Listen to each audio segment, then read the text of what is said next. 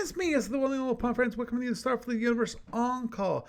And tonight, it seems to be just me. And I'm hoping that you will enjoy this wonderful podcast, both the audio and the video portion of this wonderful podcast. I will hope that you will truly enjoy it, and I'm hoping that the stream turns out okay. So, as such, don't mind me, I'm busy trying to get it so that everything is working, and according to my channel, I'm offline. I'm not sure why that is. Let me just, don't mind me. I'm going to check things, and I am streaming, so I'm not sure why it is saying that. So, don't mind me, and I'm just going to do this for a moment. I'm going to then go like that and see if I can. I'm hoping that.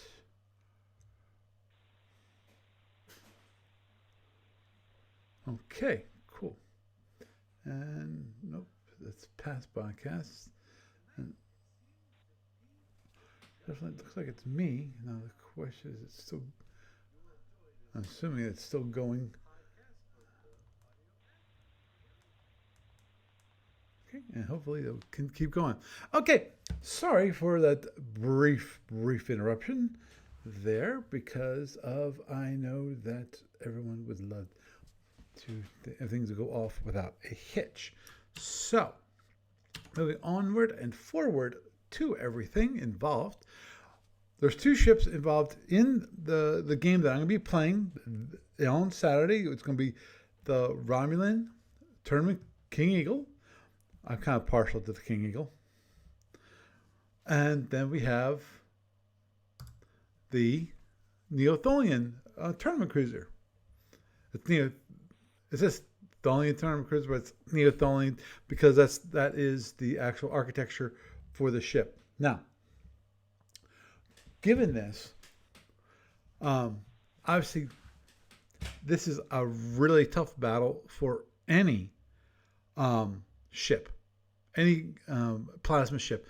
And in my case, I've got a real challenge in my hands because, of course, for me, I am flying the TKE. TKE is itself a very, very unique ship itself. So, with that, the real challenge of all of this is going to be able to land my plasma, or at the very least, keep him off guard, because of fortunately, this is the Neo-Tholian. And I say fortunately is because of that means he has only one web snare. If I was dealing with the Archaeotholian has two web snares. Two web snares means that he can run things out and has the greater possibility of actually having it so that had the plasma hit it, because most probably for the web snares, you're going to have one plasma per web snare to enter in because of, well, possibly two, because of, I can't imagine actually launching one plasma F at a time, though there might be those cases. Now, of course, with the Neo-Tholian, we've got the webcaster. Okay, it's got a webcaster. It doesn't have. It's got what? Let me just double check on the power. This is 1, 2, 3, 4, 5, 6, 7. Whoops, no 6. Sorry, 6 times 4 is 24. 30 warp, and then you got 6 impulse for 36, and then you have. Okay, there it is. So the total 38 power. So it doesn't have 40 power. It has 38 power. It's a movement cost of one ship. So that definitely will make things harder for him when it comes to faster speeds, which is a good thing. That means when he has going the faster speeds, the amount of power he has available for his weapons is less. That means instead of having a possibility of, let's say, if he's going, let's say, I'm thinking about good speed. Let's say speed 15. Speed 15 costs him 15. Now, speed 15, which actually is not that fast, but speed 15, that's 15 points of energy versus if you have 38 points of power and you are a 2/3 arming ship, that 15 only costs you 10. So you have 5 more points of power available to you, which is always a thing, because normally a 2/3 arming ship does not have as much power as a movement cost ship, MC1 ship. But so it evens out for the most part. But anyhow, that means that if he goes to like speed 20, or he's basically running away from the plasma, that means he will have less energy. And the thing is, this little webcaster, that sucker is costs possibly up to 5 points of power. 5 points of power is a lot of power. Unfortunately for me, not unfortunately for him, that webcaster is a capacitor. Given that the webcaster is a capacitor, it means he can just put the 5 points of energy into the webcaster and let it just sit there. It's like a phaser capacitor, in that you will not have to worry about the power draining out of the system, or you have to recharge it. Well, you have to recharge it, but you can hold it for 0 points of energy, and you can just run around. So you have lots more energy overall. Oh, cool. Dave's here. I'm glad Dave can hear what I'm saying. Okay. So now he's got 7 phaser 1s, and then he's got 6 phaser 3s, which is interesting because it's designed for given, especially the firing arcs for the phaser 3s. This obviously, these are like this one. Again, left rear arc, right rear arc, it's meant for defensive purposes. I mean, purely defense. You're not gonna use those phaser 3s as offense, are you? No, you're not. Well, most probably you're going to be using those for when you're running away from the plasma. In the case for the Tholian. For me, those were mainly designed when it comes to the TKE. These phasers were mainly designed for one thing and one thing only. That's defense against drones. That's the big thing. Now, of course, there is one little, so that makes things easier for that. Now, the big question that I think needs to be answered, and do I know what the answer is going to be? No, I do not. The question is going to be, what will the Tholian do with that webcaster? What will he do? Will he be using it for offense? Basically, nice little web fist that he got here, because he can do up to 10 points of damage. So that's additional disruptor. Or will he use it mainly for defense, i.e., he's going to do a normal Tholian webby thingy to set up a line of web so he can fight behind. And in the case of Romulan, that would make the most sense to me, because that means he can approach. I can't. If I launch my plasmas, the plasmas are going to get ensnared in that web, and if they get ensnared in the web itself, then it's just going to sit there and run out most of its energy right there, and he just runs around the web or even through the web, because as soon as the plasma gets caught and the Tholian can run to like 1 hex off, away from that, and run away from the plasma, so it will never hit him. Which, of course, for a Romulan or any other plasma-based race, the only deterrent, the only way to get around that is, of course, is bolting the plasma. Now, the problem with that, of course, is going to be that's a lot of energy to put in just to have it half of, in the case of, half of it. So it's a plasma F, it's going to be a big whopping 10 points of power, 10 points of damage. In the case of an R, 25 points of damage if you bolt it. And that's assuming you actually hit it. Now, obviously, if you hit with a plasma R, it's going to hurt.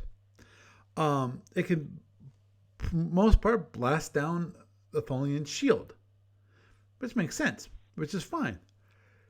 Now, of course, the big issue with the TKE itself is that the TKE itself has only 3 plasma instead of the other plasma ships, the TKR, TFH, the Gorn. I was going to say the IC, but the IC is totally different ball of wax. But in the case of, and those have 4. And they have two S's, the TKR, the TFH, and the Gorn both have 2 S's and 2 F's. So that means you can fire the S's and the F's together as a pair. Usually the reason being is so that you actually can use pseudos. Pseudoplasma, you launch a pseudo S with a real F, and then at the very least you can be guaranteed to do some kind of damage, at least the possibility of some kind of damage. Now, the thing is, with that, is that, that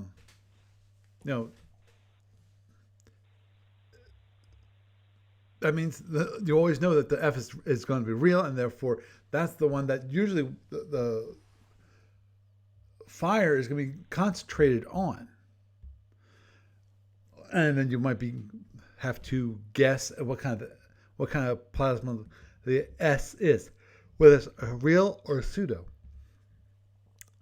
Now, in the case of the TKE, which has an R and 2 Fs, there's a benefit. And that is, as you notice here, it actually has pseudo F torpedoes. So,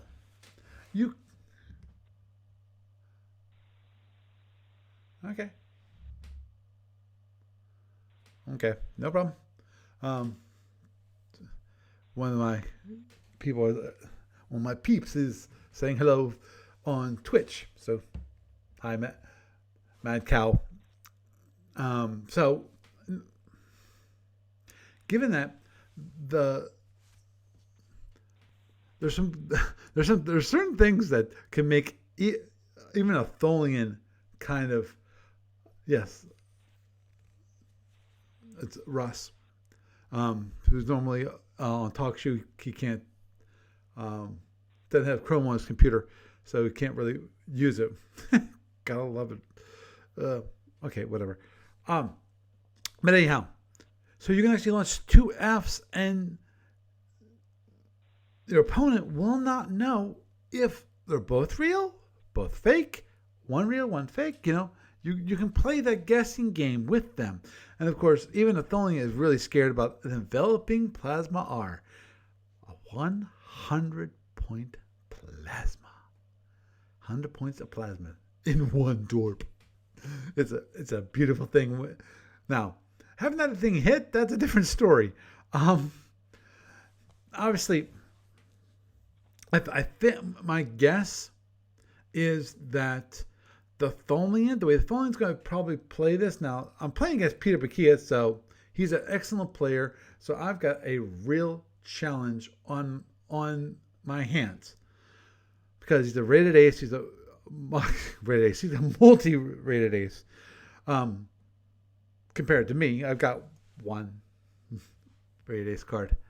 And all the time I played it, the reason why I gave up a lot of my playing at Origins actually was because I got my goal. My goal was to get a rated ace card. I got my rated ace card, and at that point, after that point, I was judging. I was just judging the tournaments at Origins, and I was happy, you know.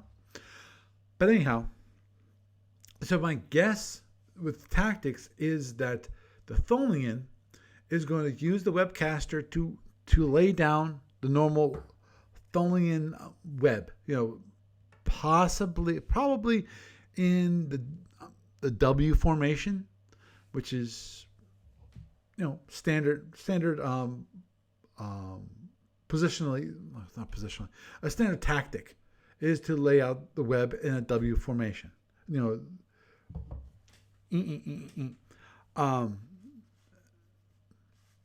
And then he's going to approach behind it. Now, what that means is that as a TKE, I got two choices. I can either bolt at a range, which I don't think that's not really good idea, especially given that the web is probably be up before I even get to range 5.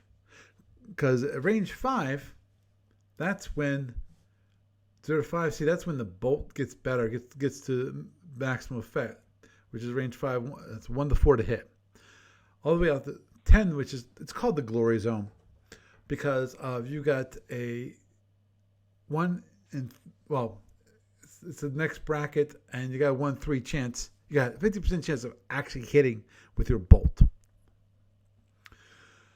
So.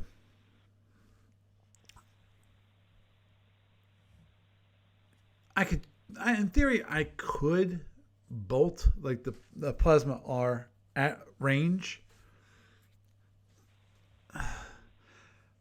The tough thing about bolting is that you're putting, it's like an overloaded photon. In that in that single die roll, you're placing a lot of your tactics. In the case of the TKE, if you miss, you've got to run. Now, here's the one good thing about the TKE is that the cloak, let me see, does it have it here? I don't see the cloak cost. I gotta look up the cloak cost for this ship. Because if I recall correctly, the cloak cost is not that bad. Comparing that to like the Firehawk, which I think is the worst.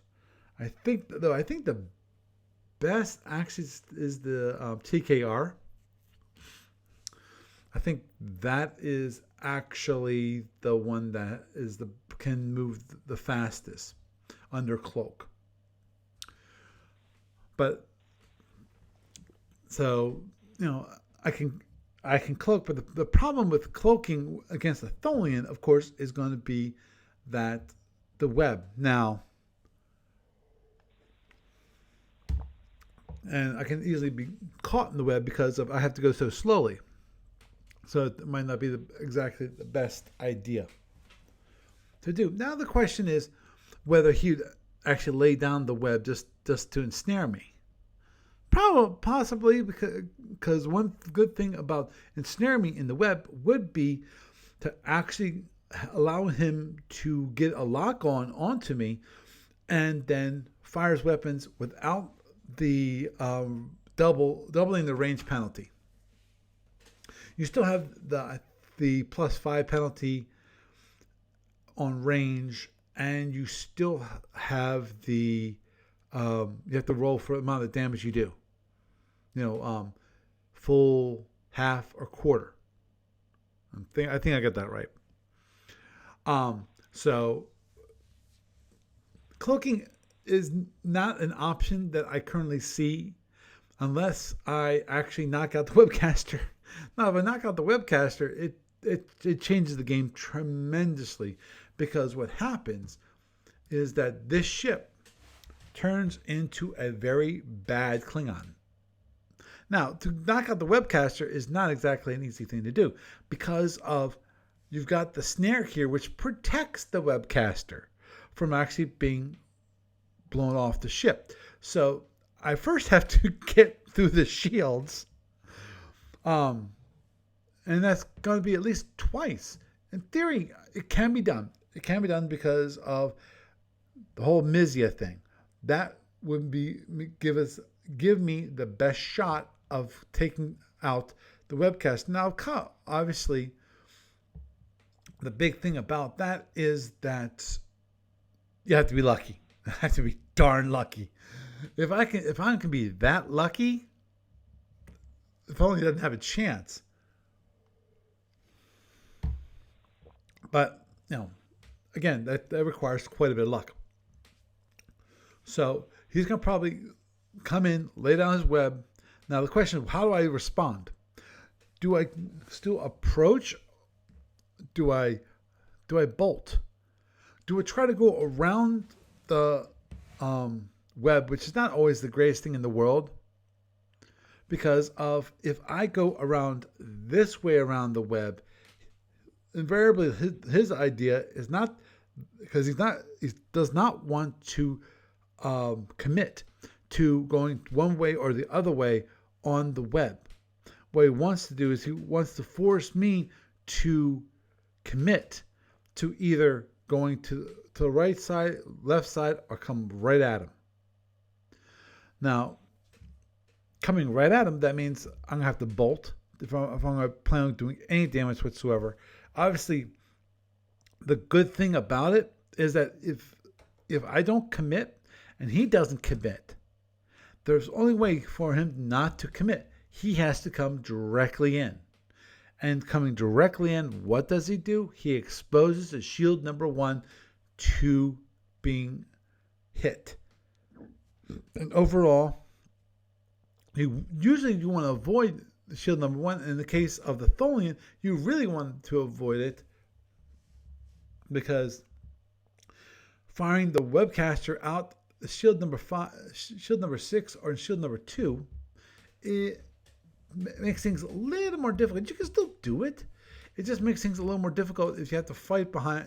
If you have your shield number 1 down or mostly down, then it makes things much more of a challenge to fight behind, shield number 2 and shield number 6, which to me would be a good thing. So, if he does it, am I able to get close enough and get a good shot at shield number 1? Maybe I'll take the chance. Now, given that, got the King Eagle here. What are some of the benefits of the King Eagle? There are multiple benefits that the King Eagle has. It's got, of course, the plasma arm, the big kahuna, the one that's going to definitely, if it hits you, you're going to feel it. Now, how many, and even, this goes 35 all the way out to range 15. So, as long as the only thing that can stop that is going to be a wild weasel. Now, will I want him to wild weasel? Yes, sirree Bob. Because that's two things. One, that's one less wild weasel to worry about. That's number 2. That means he has to stop, which means I can run away. So that is a possibility. Now the question is, on the first battle pass, will that happen? Most probably it will not. the key for the first battle pass, my guess, is going to go something like he comes in, puts down his web, I come in, I'm either going to bolt or try to get around it one direction, possibly, heading back if that will give me an opportunity to hit him, or at the very least launch a plasma at him so he'll keep on running, because it's either he keeps on running or he has to head back to duck behind his web. That's the only choice he's going to be given at that moment in time. Whoops. Now, again, let me get back. I'm sorry. Chasing rabbits. Okay, we got, of course, the Plasma R. We got 2 Plasma Fs, which is a good thing. So you have a total of 3 plasmas. Now, given that, it will it doesn't give me the plasma every single turn. So I won't always have a ability to keep him away every single turn. Unlike if I had 2 S's and 2 F's. In that case, 1 S is usually enough to keep your opponent away. So you can launch 1 S, possibly 2 F's. Or or in the case of 1 S, 1 S, and then 2 F's. One of those F's might be a fast load F from the Plasma S, but it allows you the ability to do that. Now, yes, I only have 3 plasmas, so that's actually, it's a downside. Obviously, the Plasma R being the upside. But also another benefit, which I mentioned earlier in this podcast, was, of course, that all 3 torpedoes have our pseudos.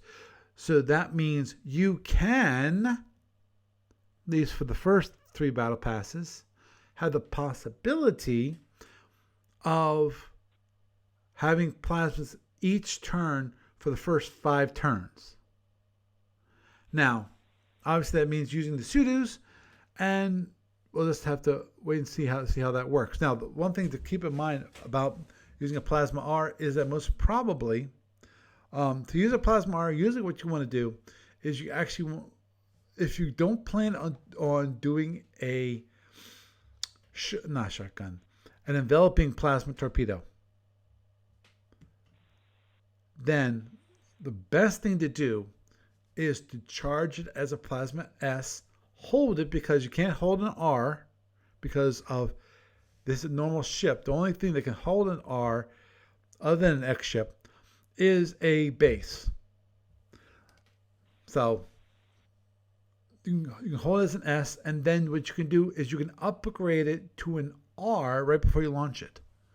So it only costs you the 2 points of power to hold the S, and then you can just give it another 2 points of power, using reserve power, to upgrade it from an S to an R.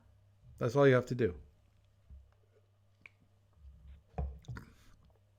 So this is one of those tactics that will help it the better way to play. Now, you got 4 phaser 1s, not great. And you got 6 phaser 3s. And the weird part, here's the weird part that I find. If you look at these phaser 3s, you got left side, right side, left, right, left, rear arc, right, and then rear arc. And if you go over to here, what do you have? Left side, right side, left arc plus rear arc, and right arc plus rear arc. So when it comes to the phaser 3s, both the Neo-Tholian and the TKE have exactly the same battery of phaser 3s, which to me is kind of weird, you know. But it is what it is. Obviously, the one gotcha here is that he's got 4 disruptors and 7 phaser ones. So the one thing that you do not want as the TKE, of course, is to have them come close. Now, one of the benefits of the TKE, of course, is this beautiful little piece of thing, which is armor.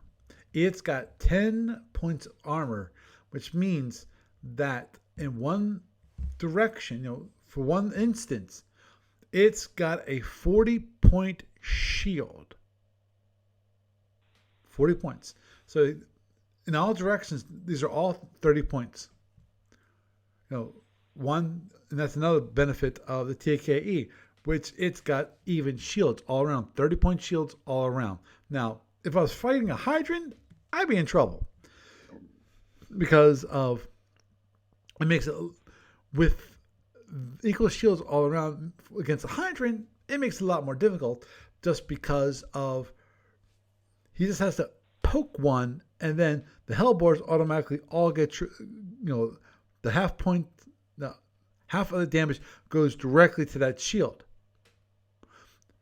Unlike in the case of a normal ship where you have 24, 24, 24, and then 30, if you can get them to hit the 30 and balance it out so that one of those 30 shields is 24 shields, then you can even it out over 4 different shields.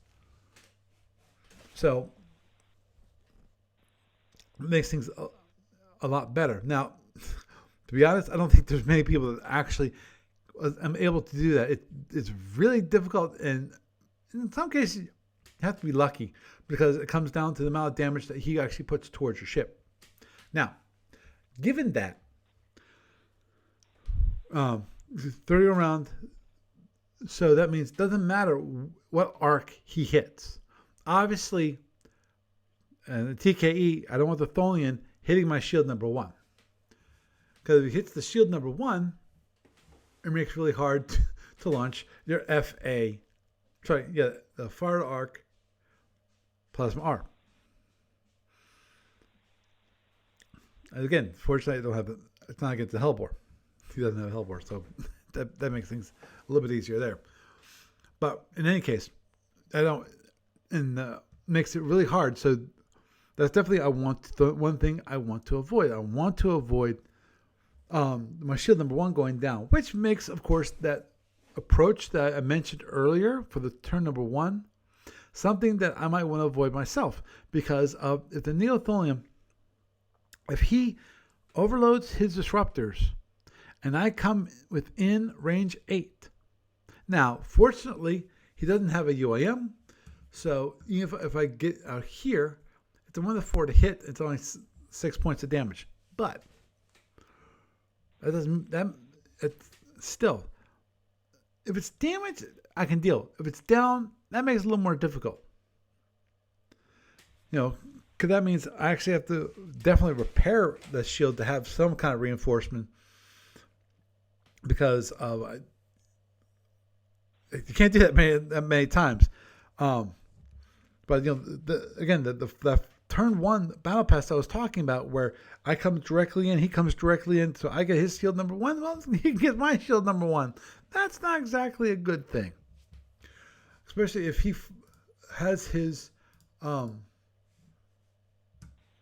disruptors overloaded. So all depends on how fast he's going. If he's going relatively fast, do I think? Okay, let's back up for a moment. Do I think that my opponent will actually overload his disruptors on the first turn? Overall, I don't think so. I think obviously it's one thing, it's going to be a possibility. So that's one thing I have to keep an eye out for. Do I think he'll do that? No, I don't. I think he's going to be more willing. He's going to want to possibly do standard disruptors, maybe two overloads, maybe.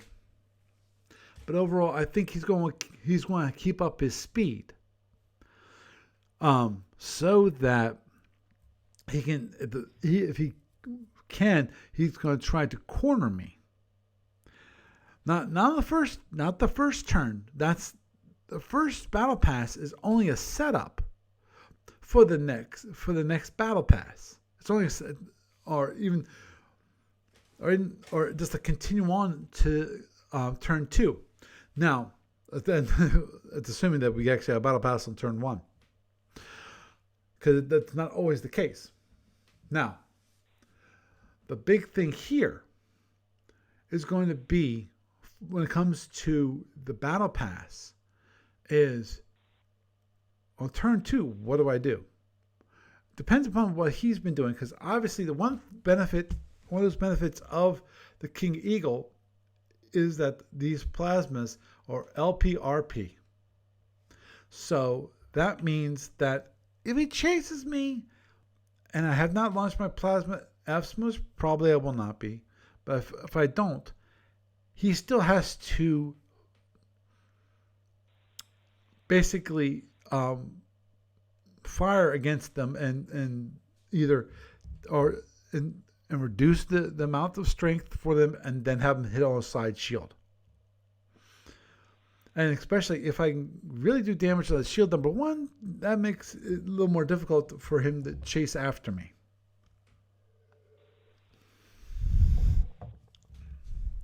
So that makes things a little bit easier on me if that's his approach. Now, obviously, one of those things that he has to keep in mind, and I have to keep in mind, is, okay, if he's chasing after me and I launch a plasma Fs, is it going to be real? Is it going to be pseudo? Don't know. But that's something he has to contemplate. What kind of, this is one of those things that I've always said about plasma players. You have to know how they think when it comes to those pseudos. You have to, it's a guessing game in my mind.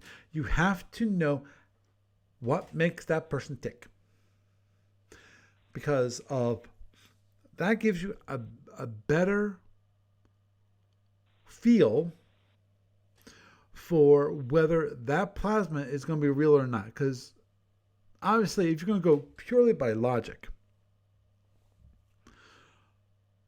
it's a 50% chance of, until you see the pseudo plasma launched and hit you, you will not know if it is. Now, obviously, at that point, I don't want if you're going to knock it down, and I'm hoping that you knock it down completely, so you won't ever find out whether it was a pseudo or not, which is always what you want. You want it so that your opponent is still guessing even after you used it. He doesn't know if it's there or not. So, but that's all. That's not exactly an easy thing to do. So, when it comes to, overall,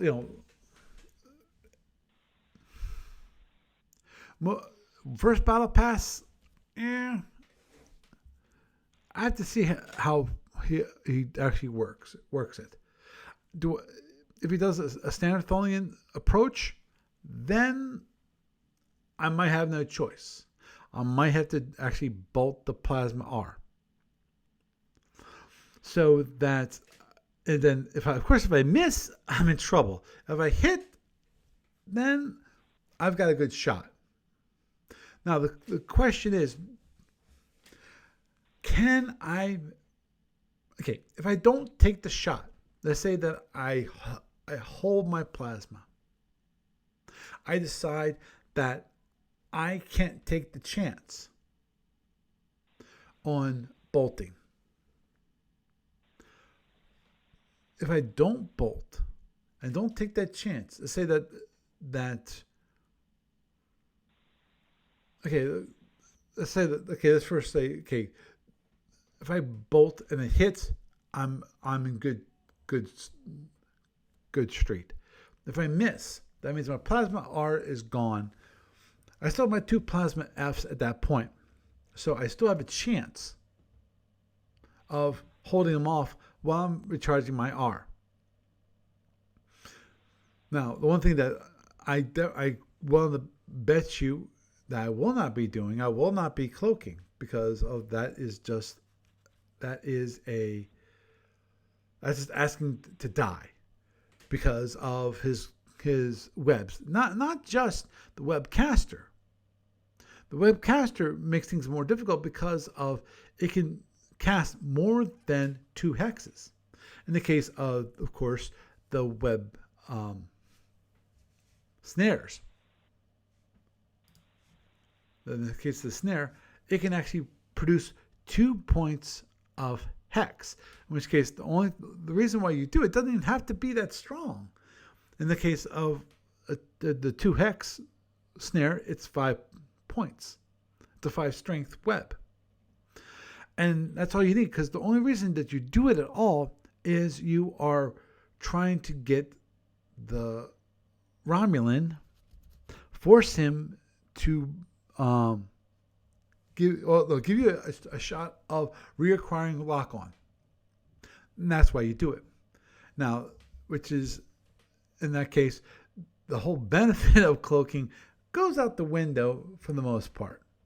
And it even gets worse. I have to double check, but I'm pretty sure that in the case of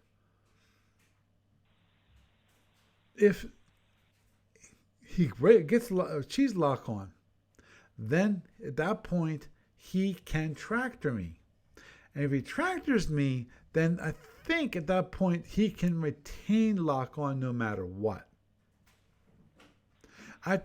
That's one of those ones that I'm going to have to double check on. Obviously, I'm going to be checking on, I have to recheck on the cloak rules before the game begins. The game is going to be, one thing I did mention, and I'll mention it now.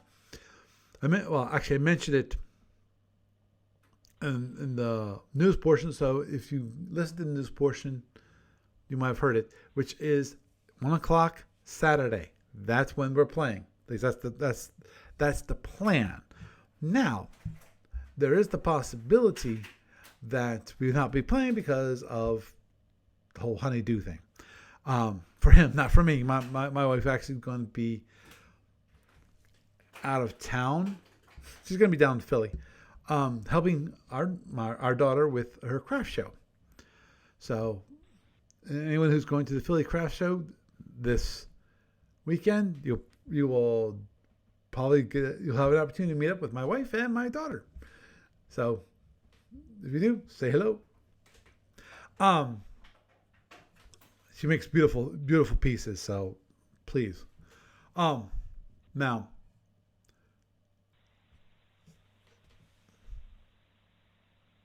when it comes to the bolting, do I want to take the chance? Depends on the situation. Obviously, if he gives me his shield number 1 at a relatively close range, should I take the chance? Yes, I should take the chance. Now, in that case, if I miss, then I have to deal with the consequences. But and the reason why I want to take that chance is just because of it's such an overwhelming benefit. That now, obviously, there is a downside too. That is, if I miss, now I got to dig myself out of a hole, because I just made myself a hole. Because of, I got my plasma Fs, but not nearly as scary as my plasma R. Plasma R, if I would hit and be range 2 and I launch my plasma R, he's going to be highly concerned. But anyhow, so yeah, I would take the chance. Now, do I think he'll give me the opportunity to be that close? No, unless now here's the gotcha on this, and that is if he gives me opportunity to be that close and actually allow me to shoot at him. Most probably, he's going to take the opportunity to shoot at me. Now, the only question is, will he just use possibly 5 of his phasers? Because of obviously, I'm not going to want to center line him. But because if I center line him, then he's got 7.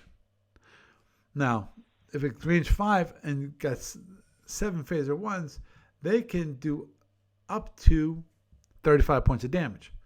But of course they also can go all the way down 2 points of damage per, so down to 14 points of damage, which is a big range. But that's worse than best.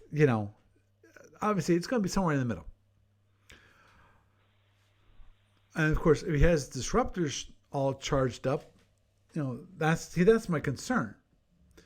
And that is that if he allows me to get that close, he most probably is going to be prepared for it and probably have some overload disruptors, if not maybe all 4.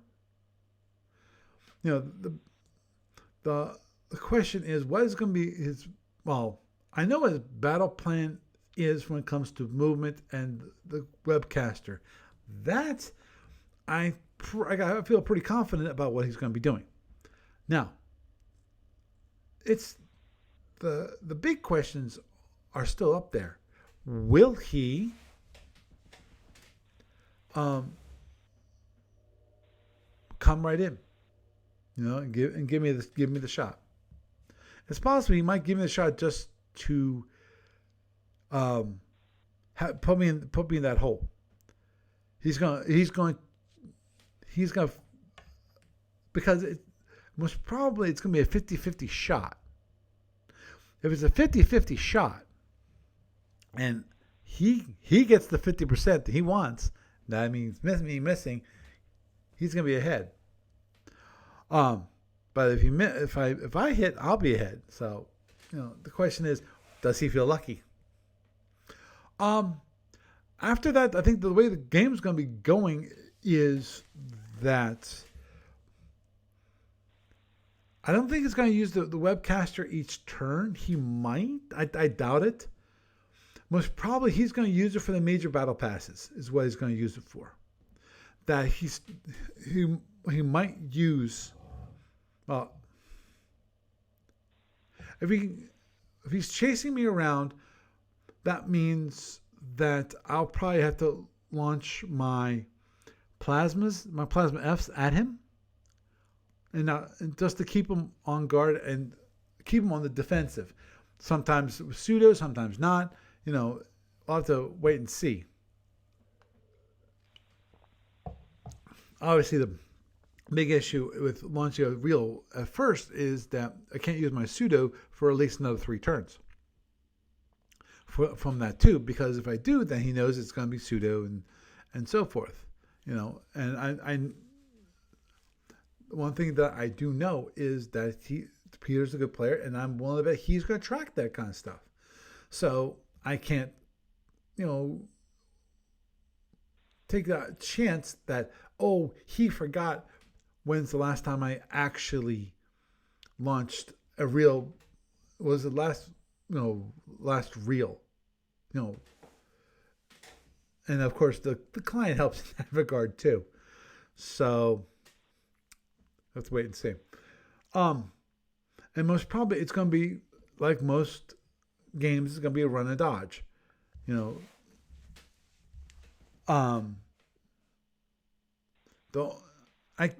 don't think he might, but I doubt it.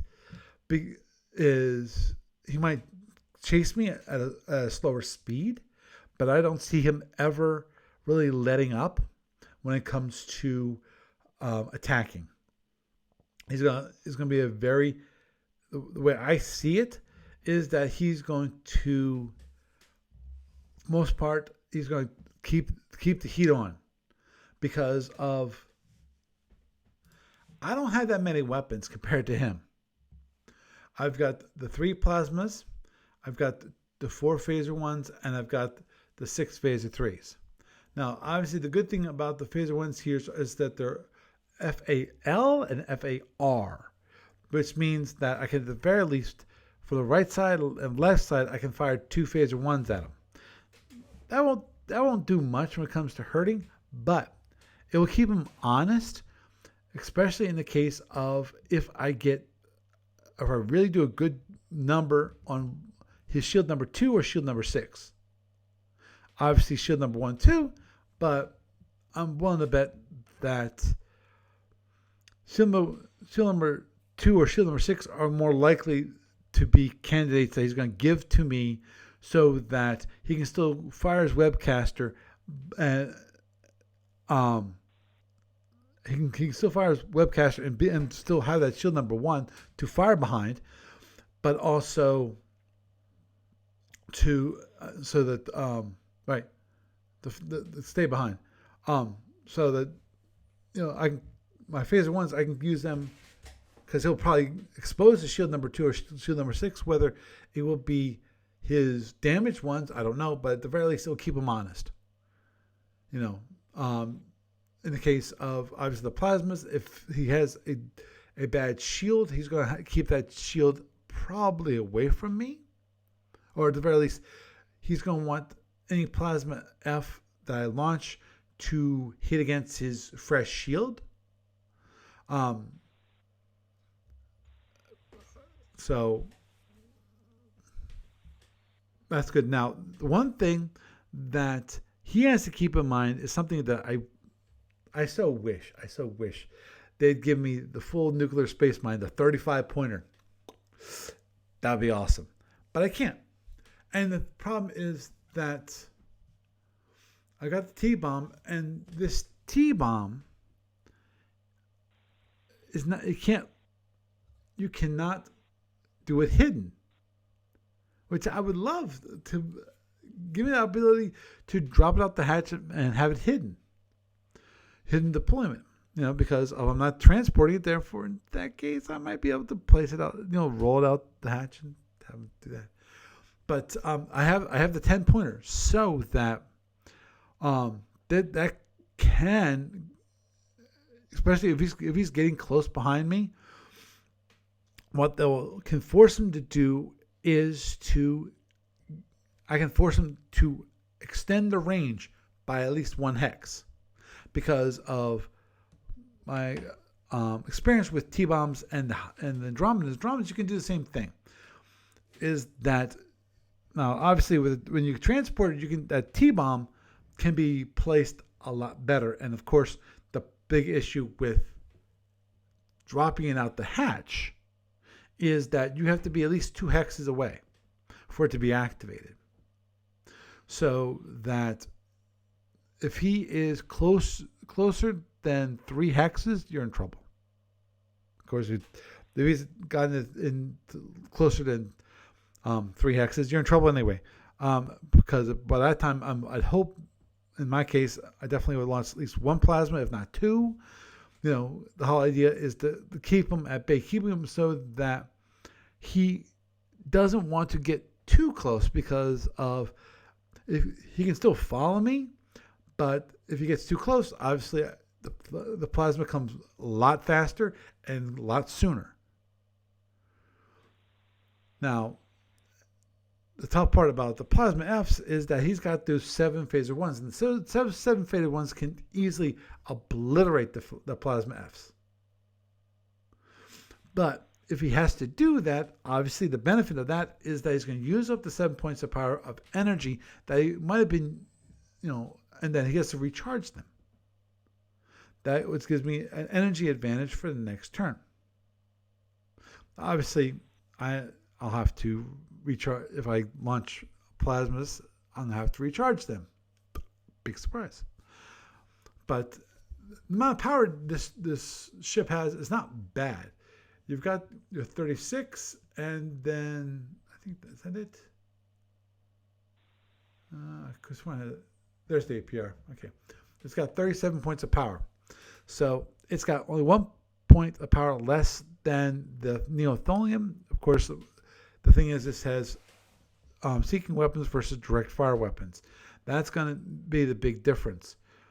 This is going to be a rough fight for me, just because of you got, as I mentioned earlier in this podcast, and that is that any plasma doesn't want to fight against the Tholian because of the webs, because they can put up the web, use that to ensnare the plasma, and then run away. And I can do nothing about it, which then forces the plasma player, whether it's Romulan or Gorn, to actually use the bolt more often. So overall, I'm hoping that I get some lucky breaks overall. Do I think I'll come out of this victorious? No, I do not. But at the very least, I want to see if I can put up a good fight, and at the very least, get them to sweat. So I think we'll end with that. Had a nice opportunity to talk about TKE and the Neo-Tholian and some tactics, some things that are going to be interesting to see how everything works out in the end overall. I'm hoping to record this so for posterity you can see how badly I do, or maybe a victory. I know that Russ has been waiting for some video from me. Maybe I can give Russ some new video to work with and play around with, and hopefully I can even post up my game either in this channel or in my other channel, or maybe even both. So wish me luck. And with that, I am Paul Franz, and I bid you a good night.